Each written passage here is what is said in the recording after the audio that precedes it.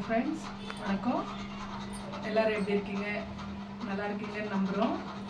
நாங்கள் இங்கே எல்லோரும் நல்லா இருக்கிறோம். இன்னைக்கு மார்னிங்கு ஸ்பெஷல் டிஃபன்னு ஒன்றும் இல்லை, ரவை இட்லி பண்ணேன். பின்ன உருண்டை குழம்பு, வடைக்கறின்னு சொல்லுவாங்க இல்லைங்களா, உருண்டை குழம்பு செஞ்சுருக்கிறேன்.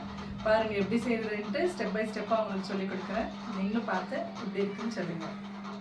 இப்போது உருண்டை குழம்புக்கு, வடைக்கறி குழம்புக்கு மசாலுக்கு பார்க்கலாம். ஃபஸ்ட்டு ஒரு ஆஃப் தேங்காய் நல்லா நீளமாக அரிஞ்சு வச்சு தேங்காய் ஐட்டு மேலே பாருங்கள். இப்போது ஒரு 2 பெரிய வெங்காயத்தை நல்லா நீளமாக அரிஞ்சு வச்சுருக்கிறேன், அது போட்டுக்கலாம்.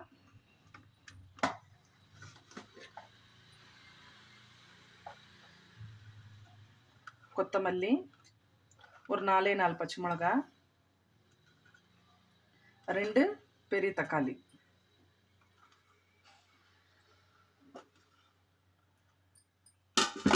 அப்புறமா கொஞ்சம் சோம்பு, சீரகம், லவங்கம், கசகசா, ஒரே ஒரு பட்டை, இதெல்லாம் நான் சேர்த்துக்கிறேன். இதில்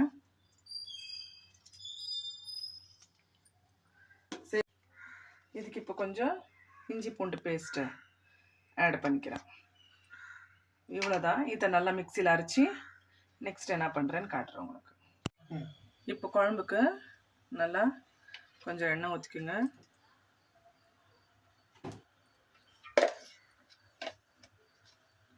ஏன்னா மசாலா இதில் தான் நல்லா கொதிக்கணும், அதனால் கொஞ்சம் எண்ணெயை கொஞ்சம் தூக்கலாக தான் ஊற்றிருக்கேன். இப்போ இதுக்கு கொஞ்சம் சீரகம் போட்டுக்கலாம். சீரகம் கொஞ்சம் வெடிஞ்ச உடனே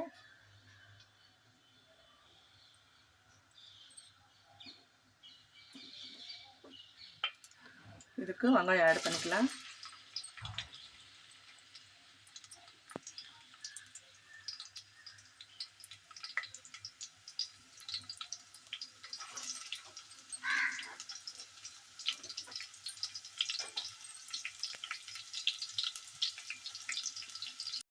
இப்போ இது வெங்காயம் நல்லா வதங்கிடுச்சு பாருங்க. இதுக்கு இப்போ குழம்புக்கு தேவையான உப்பு சேர்த்துக்கலாம்.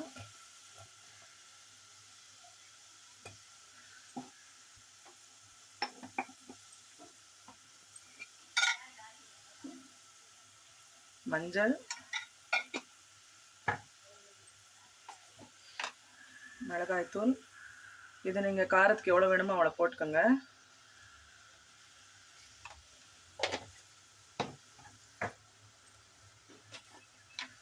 தனியாத்தூள் இப்படி போட்டு பண்ணால் கொஞ்சம் நல்லா கலராக வரும். எண்ணெயிலே வெங்காயத்துலேயே வதக்கி இதெல்லாம் பண்ணால் கொஞ்சம் நல்லா கலர் வரும் குழம்புக்கு. அதனால்தான் நல்லா எண்ணெயிலே வதக்கி. இப்போ இதுக்கு அரைச்சிருக்கிற மசாலா சேர்த்துக்கலாம்.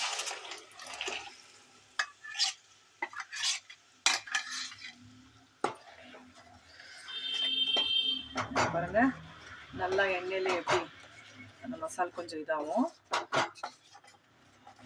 இது நல்லா கொதிக்கிட்டோம். இப்போ உருண்டைக்கு, வடை உருண்டைக்கு இங்கே பாருங்கள் 2 ஹவர் நல்லா கடலப்பருப்பை ஊற வச்சு அரைச்சி வச்சுருக்கிறேன். அது கொஞ்சம் மசாலுக்கு பாருங்கள் ஒரு 2 லவங்கம், ஒரே ஒரு பட்டை போட்டுன்னு ஒரு 5 to 6 பச்சை மிளகா, இன்னும் கொஞ்சம் இஞ்சி பூண்டு பேஸ்ட்டு. நான் ஃப்ரெஷ்ஷாக தான் செஞ்சுக்குவேன், அதனால். அப்புறமா இதுக்கு தேவையான உப்பு போட்டு இதை நல்லா அரைச்சி இது உள்ள போட்டு மிக்ஸ் பண்ணிக்கலாம். இதுக்கு அரைச்சிருக்கிற மசாலா காட்டியிருந்தேன் இல்லைங்களா, அது கூட கொத்தமல்லியும் வெங்காயத்தையும் போட்டுடலாம். போட்டு நல்லா மிக்ஸ் பண்ணி உருண்டை பண்ணி இட்லி குண்டால வேக வச்சுக்கலாம். இப்போ பாருங்கள், இட்லி குண்டால இப்படி வச்சு மூடி வச்சு ஆவியில் வேக வைக்கணும். ஆவியில் வேக வச்சு அப்புறமா வெந்த உடனே குழம்புல சேர்த்துக்கலாம். இப்போ பாருங்கள், இது வடை நல்லா வெந்துட்டுருக்கு ஆச்சுங்களா. இங்கே பாருங்கள், குழம்பு நல்லா கொச்சின்னு இருக்குது. இப்போ இந்த உருண்டையெல்லாம் எடுத்து இதில் போட்டுக்கலாம். ஓகேங்களா? இங்கே பாருங்கள், இப்போது நல்லா ஒரு 5 நிமிஷம் இதில் கொச்சா போதும். பாருங்கள், உருண்டை குழம்பு ரெடி. சூடான ஆவி பறக்கும் இட்லியும் ரெடி ஆயிடுச்சு. செம்ம காம்பினேஷன்னு. சர்வ் பண்ணிவிட்டு உங்களுக்கு காட்டுறேன். ஓகேங்களா? ரவை இட்லியும் உருண்டை குழம்பும் ரெடி ஆயிடுச்சு. நல்லா வந்திருக்கு. வாங்க எல்லாரும் சாப்பிட்லாம்.